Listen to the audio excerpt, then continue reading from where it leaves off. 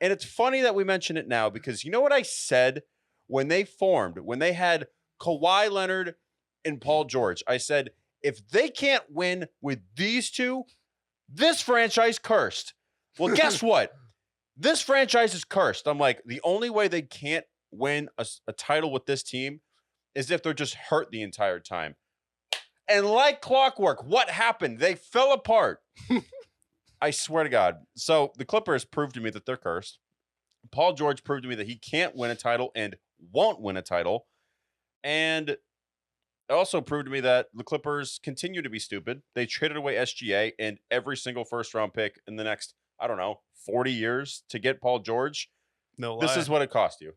Yeah, and the fact that you traded away SGA and a pick that turned into Jalen Williams, who is going to be the number 3 on that Thunder team, maybe the third or fourth scorer, maybe your second guy on a given night, and he's going to get better just by getting older. But can you look at me with a straight face and tell me SGA, who was some people's MVP last year, led the Thunder, the youngest team in NBA history, to get to the number 1 seed? If you swapped SGA and Paul George, you think the Thunder get the number 1 seed?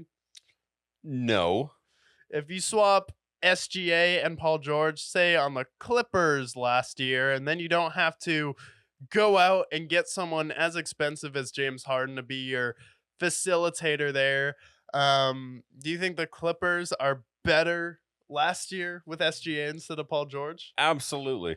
It's like you traded away what you needed on your team, and it's like, what do Paul George and Kawhi do differently, skill set wise? They do the same thing, and it's like the argument of Jaylen Brown and Jason Tatum, where it's like, they're too redundant. They can't win a title together. And the Clippers, the entire time, they're like, oh my God, we need a point guard. Let's go get Reggie Jackson. No, that doesn't work. Let's go get Russell Westbrook. No, that doesn't work. Let's go get James Harden. Well, that kind of works, but not really in the playoffs if you want to go anywhere.